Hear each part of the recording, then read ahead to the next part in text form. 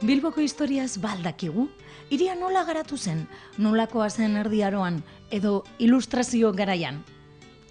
Ohiko bisita gidatuen planteamendua gaindituz, bilbotarrek eta bisitariek Bilboko historia ezagutu ahal izan dute asteburuan zehar. Hortzmuga teatroren anfitrioiak ikuskizunari esker. Bueno, gu gara Bilboko epoka, ilustrazioko epoka erakutsiko dizuegun anfitrioiak. Bilboko anfitrioiak gara. Ta nire izena da Urrutia eta hauek dira nire laguntzaileak, Josetxo Luisita. eta Luisita.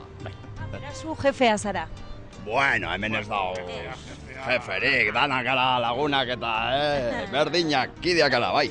Urrutia! Egi alda Gaspar de Jovellanos de Samaniego Fabula egidiaren emaztea bizitatzen zuela hemen jauregi honetan, Bai, egia da, baina ez zuk iradokitzen dituzun arrazoiengatik, Barkatu baina nik ez dute zertzu ere iradoki, Bai, zuk iradoki, bueno, berdin da, bai. Manuel Andreak Samaniegoren emazteak, bertan, tertulia kulturalak antolatzen zituen, eta Jovellanos bertan izaten zen, bete askoren antzera. Bai, bueno, ba!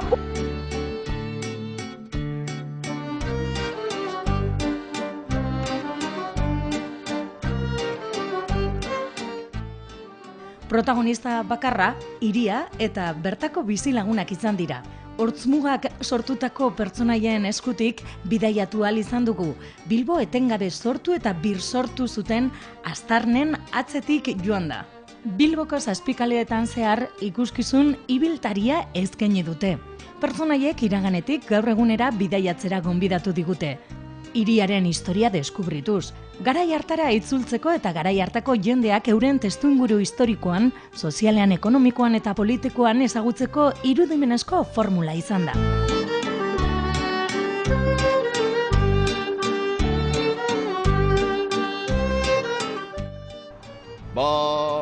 Asko dago ezagutzeko Bilbon eraikinak eta kaleak, batez ere ilustrazioko garaikoak, bai?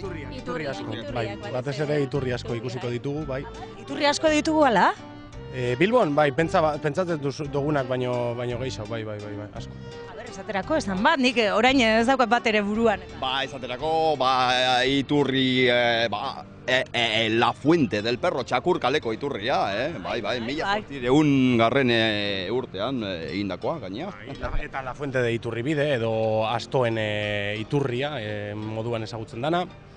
Baita ere, Santiago plazan dagoena, oso handia. Da hor, beste iturri bat dago? Hori da, bai.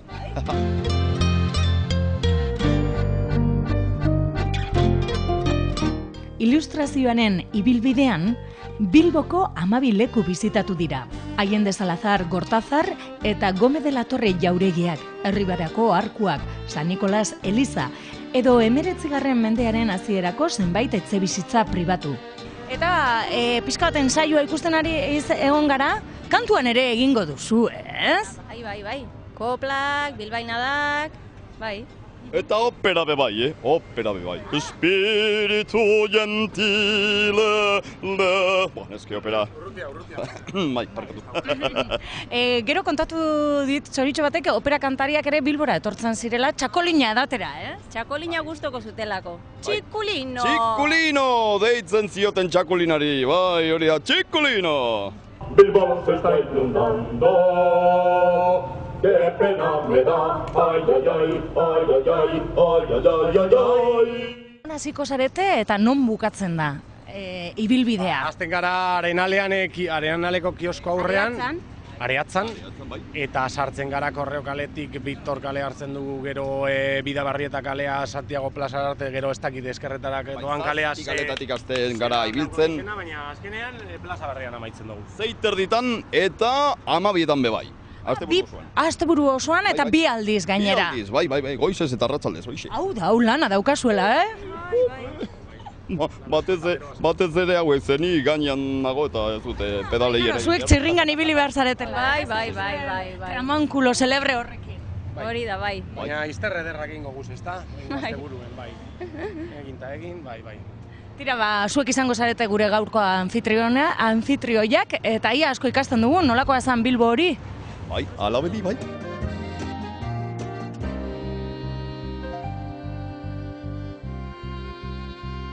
ilustratzen. Bilboko historiaz eta batik bat ilustrazio garaiaz gozatzeko aukera izan dugu asteburuan zehar, Hortzmuga teatroaren anfitrioiekin. Espero dugu, baietz guk egiterakoan ikasi dugu, hortaz asko ikasi dugu, bai, asko. Asko ikasi dugu, bai.